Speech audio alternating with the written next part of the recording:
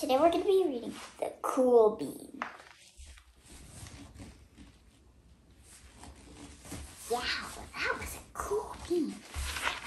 I want to be cool too. The Cool Bean, written by Jory John and illustrated by Oswald.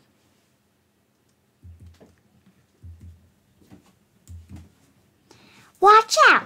Here come the cool beans. The cool beans.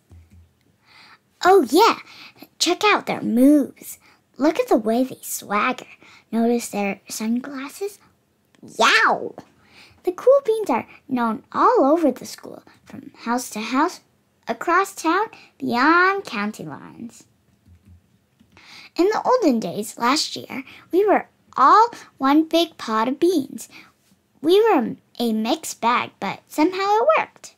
Yep, those were the good old days. Then we stopped seeing each other as much. That's just how it is sometimes. You spend less time together even though you're not totally sure why. I watched as the beans I knew so well, the beans from my own pot, became the cool beans. Oh, they were so cool. One of them could play the guitar. Cool. One of them could draw the best superheroes. Cool. One of them could jump higher than any bean I've ever known. Cool. Me?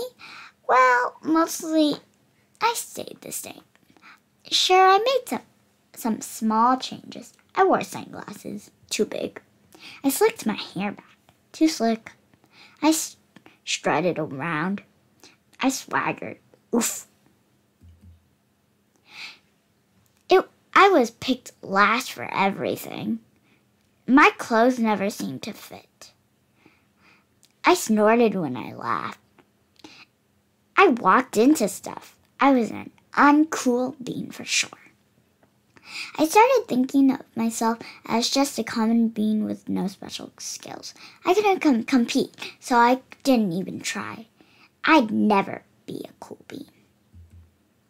It seems like there were two types of beans in the world. There were the cool beans and the beans like me.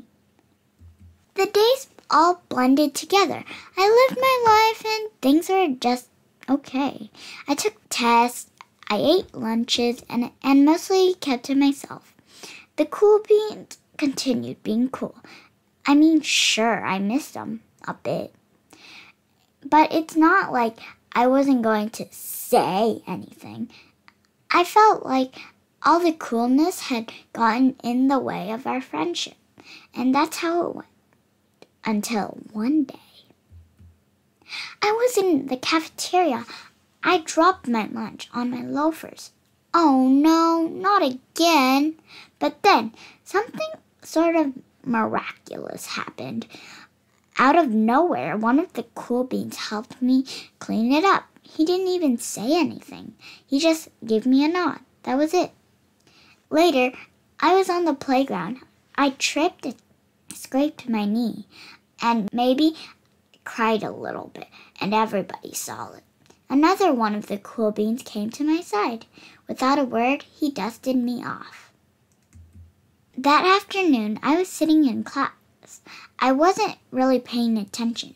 I didn't notice, but our teacher had called on me. Everybody stared. I sat there in silence. Nobody said anything.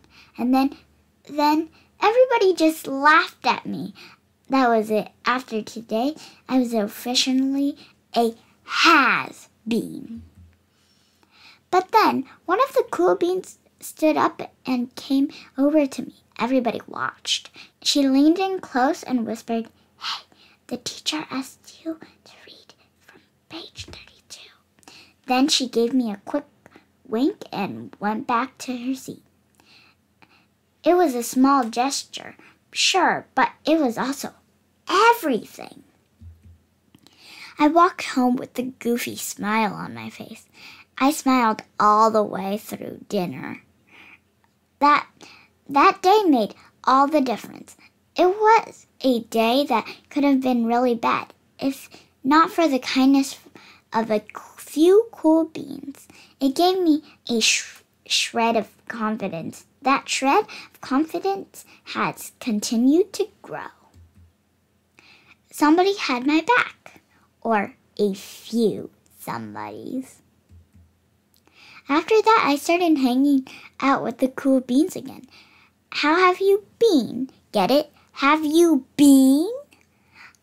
Not all the time, but sometimes. At lunch, after school, even on the weekends. Throughout all of this, I realized that it's not about how you look or any of that silly stuff. It's about a wink or a nod or a smile at just the right moment. It's about dusting somebody off, helping them up again, and pointing them in the right direction. You need a hand? Yes, please. Now that's cool.